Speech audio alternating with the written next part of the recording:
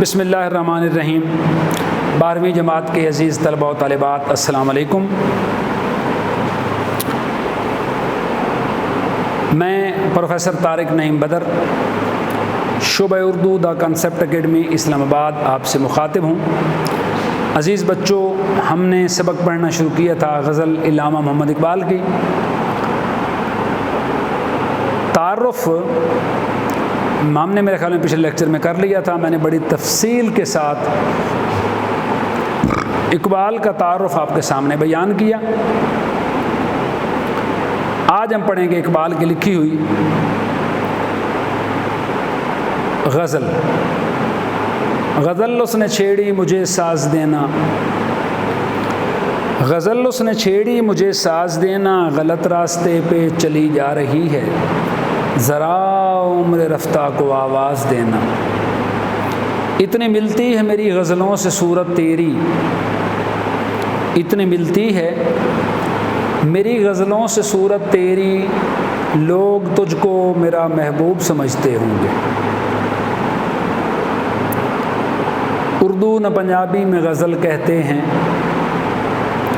اردو نہ پنجابی میں غزل کہتے ہیں، ہم تو بس آپ کی بولی میں غزل کہتے ہیں۔ یہ تو عشق مجاز کی بات تھی۔ اس کے زیادہ تر جو شعر ہیں یہ غزل عشق حقیقی بھی ہے۔ جنہیں میں ڈھونڈتا تھا آسمانوں میں زمینوں میں، وہ نکلے میرے ظلمت خانہ دل کے مکینوں میں۔ ظلمت خانہ دل،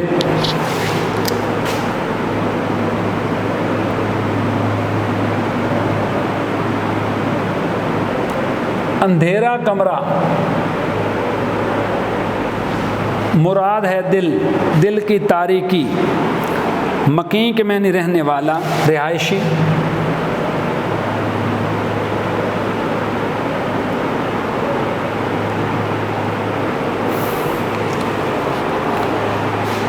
تشریح کرتے ہوئے ہم لکھیں گے، میں مفہوم پہلے سن لیں، مفہوم کرتے ہوئے میں لکھیں گے کہ میں اپنے خدا کو زمینوں اور آسمانوں کے کونے خدروں گوشوں میں تلاش کرتا رہا، لیکن وہ تو مجھے میرے دل میں ہی چھپا ہوا ملا، وہ میرے دل کے اندھیرے گھر میں موجود تھا۔ تشریح کرتے ہوئے ہم لکھیں گے، علامہ اقبال فرماتے ہیں کہ میں اللہ تعالیٰ کی تلاش میں اسے زمینوں اور آسمانوں میں ڈھونڈتا رہا، کبھی مسجد میں، کبھی کعبہ کی زیارت میں، کبھی جنگلات اور پہاڑوں اور ویرانوں میں تلاش کرتا رہا، لیکن جب بغور اپنے دل کی گہرائیوں پہ نگاہ ڈالی تو پتہ چلا کہ اللہ تو انسان کے دل میں رہتا ہے، وہ تو ہماری شہ رگ سے بھی قریب ہے۔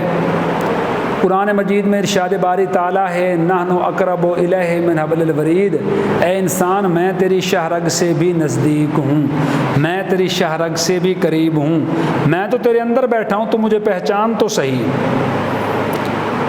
اس کے بعد ہم لکھیں گے،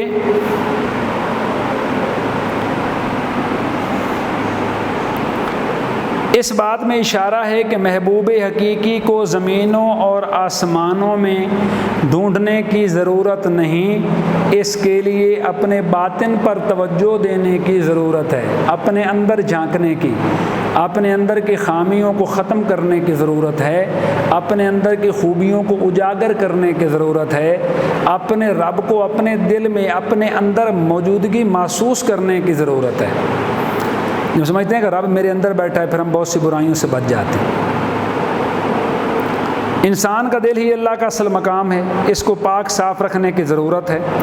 صوفی حضرات دل کو اللہ کا گھر تصور کرتے ہیں کہ اللہ دل میں رہتا ہے، انسان کے دل میں۔ چونکہ اللہ تعالیٰ انتہائی پاکیزہ اور لطیف ہستی کا نام ہے، اللہ تعالیٰ ان دلوں میں بسیرا کرتا ہے جن میں روحانی پاکیزگی، صفائی اور کردار کی لطافت موجود ہوتی ہے۔ اگر چہرے پر دینداری لکھی ہو تو دنیا کی خواہشات کا مرکز بنا ہوا نفسانی تمناؤں نے اسے گھیرا ہو تو ایسوں کو اللہ نہیں ملا کرتے۔ خالی چہرے پہ داڑھی رکھ لینے سے، ظاہری حالت مسلمانوں جیسی، دینداروں جیسی بلا لینے سے اللہ نہیں ملتا۔ خواہ وہ جگہ جگہ کے خاک ہی کیوں نہ چھان لیں، اللہ اپنے بندوں کی شہرک سے بھی زیادہ نزدیک ہے۔ اقبال کا شعر بطور حوالہ کے لکھ لیں۔ حسن کا گنج گرام آیا تجھے مل جاتا، حسن کا گنج گرام آیا تجھ کو مل جاتا، تو نے فریاد نہ کھودا کبھی ویرانہ دل۔ فرہاد ہے، تو نے فرہاد نہ کھودا کبھی ویرانہ دل۔ فرہاد اور شیریں کی کہانی ہے۔ شیریں نے کہا تیرے ساتھ شادی تب کروں گی جب سامنے والے پہاڑ کو درمیان سے کھود کے تو دودھ کی نہر نکال کے لائے گا۔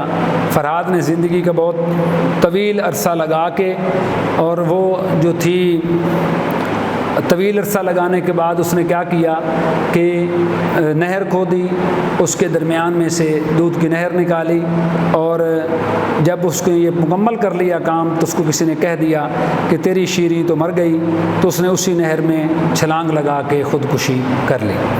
تو اس لیے کہا کہ تو نے اپنے دل کا ویرانہ نہیں کھولا، ورنہ تجھے گنج گرام آیا، بہت قیمتی اشیاء تمہیں اپنے دل میں ہی مل جاتی۔ ایک اور جگہ اقبال کا شعر لکھیے، ظاہر کی آنکھ سے نہ تماشا کرے کوئی، ہو دیکھنا تو دیدہ دل وا کرے کوئی کھولے، ہو دید کا جو شوق تو آنکھوں کو بند کر، ہے دیکھنا یہی کہ نہ دیکھا کرے کوئی۔ شعر نمبر 2۔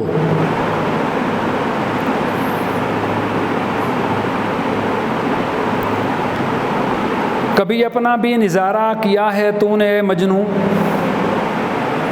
کبھی اپنا بھی نظارہ کیا ہے تو نے مجنوں، کہ لیلا کی طرح تو خود بھی ہے محمل نشینوں میں۔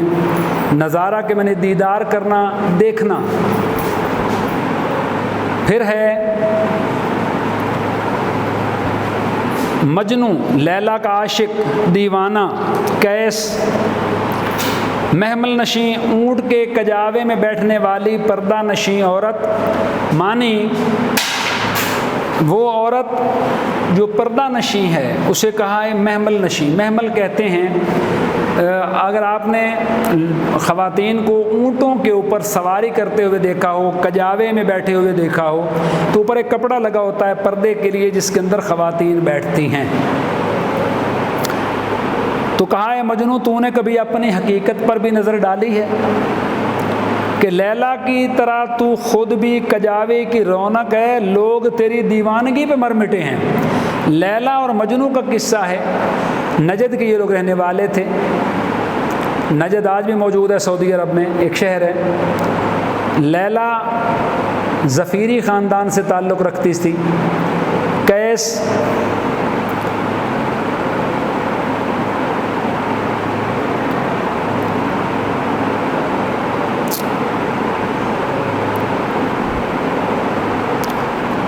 مجنوں کا اصل نام قیس تھا اور یہ عامری خاندان سے تھا۔ بات گڑبڑ ہو رہی تھی اس لیے میں رک گیا، معذرت۔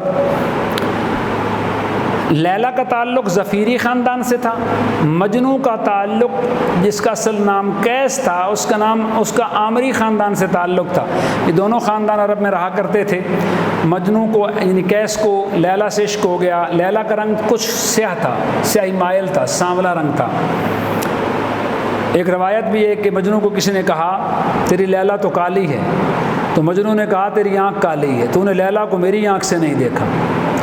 ان دونوں خاندانی دونوں تجارت کرتے تھے، ان دونوں کے آپس میں یہ جو تجارتی چشمک تھی، لڑائی جھگڑا رہتا تھا، اور وہ ایک بڑی لمبی کہانی ہے، لیکن اس کے حوالے سے یہ بات چیت ہے کہ تو خود کجاوے میں بیٹھنے والی عورتوں جیسا پردہ نشیں ہے۔ کیوں کہا؟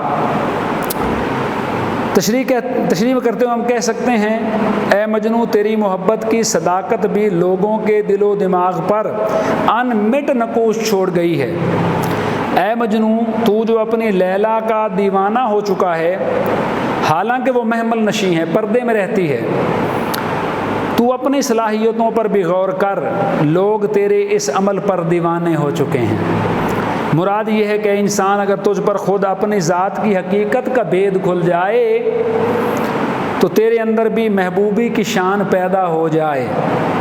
تو سچا عاشق ہے، تو وفادار عاشق ہے، تیرے جیسی محبت کرنے کا انداز کسی عاشق کا نہیں، تیرے اس انداز پر محبت کرنے والے حیران ہیں۔ اس شعر کی تشریح کا یہ پہلو بھی ہو سکتا ہے کہ اے مجنو، تو اپنی لیلا کے کجاوے کے پیچھے ہر وقت دوڑتا رہتا ہے، بھاگ بھاگ کر تو نے اپنے آپ کو دیوانہ، پاگل اور مجنو بنا رکھا ہے، کبھی اپنی حقیقت کو بھی پہچان۔ اب تو خود ایسا ہے جیسے پالکے میں بیٹھا ہوا ایک قابل قدر شخص ہے، اور تیرا محبت کا جذبہ اور بھی قابل عزت ہے۔ شعر نمبر 3۔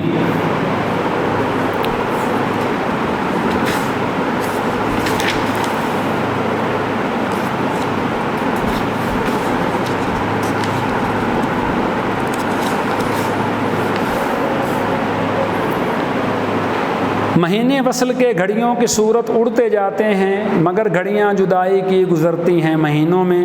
وصل کے معنی ملاقات، محبوب کا قریب ہونا، اسے کہتے ہیں وصال یار۔ وصل ملنا، ملاقات کرنا، ملاقات یا ملنا مراد ہے۔ گھڑیوں کی صورت اڑتے جانا معنی وقت کا جلدی گزر جانا۔ مفہوم ہے کہ ملاپ کا وقت لمحوں میں گزر جاتا ہے، لیکن جدائی اور فرقت یار کی طرح جلد گزر جاتے ہیں، لیکن جدائی کی گھڑیاں لمبی ہو کر نہ ختم ہونے والی ہو جاتی ہیں۔ تشریح کرتے ہوئے ہم لکھ سکتے ہیں، علامہ اقبال کہتے ہیں، خوشی کے دن گزرتے معلوم نہیں ہوتے اور آنن فانن ختم ہو جاتے ہیں، مگر غم کی گھڑیاں کاٹے نہیں کٹتی۔ غم کی رات ایک برس کی لمبی رات بن جاتی ہے۔ اردو غزل کی روایت ہے کہ شعرائے کرام نے انتظار کی کیفیت یہ جدائی کے لمحات کو دردناک لمحات کہا ہے۔ یہ لمحات بڑے طویل ہوتے ہیں، جدائی میں پریشان دل کو سنبھالنا بہت مشکل ہوتا ہے۔ محبوب اپنے عاشق کے سامنے ہو تو عاشق کے لیے وہ وقت بہت جلد گزر جاتا ہے، وقت گزرنے کا پتہ ہی نہیں چلتا۔ مہینے گھڑیوں کی صورت ہو جاتے ہیں اور چند لمحوں میں مہینے گزر جاتے ہیں۔ اس کے برعکس محبوب کی جدائی کا ایک لمحہ بھی برداشت نہیں ہوتا اور لمحہ لمحہ پہاڑ بن جاتا ہے۔ ایک ملاقات کے انتظار میں لمحے صدیوں میں تبدیل ہو جاتے ہیں۔ جدائی کا ایک ایک پل ایک ایک برس طویل لگتا ہے، مگر جیسے ہی ملاقات ہوتی ہے وہ لمحات گویا پر لگا کر اڑ جاتے ہیں، یعنی وقت گزرنے کا احساس ہی نہیں ہوتا۔ پل بھر کی رفاقت کا احساس رہا برسوں، حوالے کا شعر لکھ لیں۔ پل بھر کی رفاقت کا احساس رہا برسوں، تم پل میں بھلا بیٹھے ہو برسوں کی شناسائی۔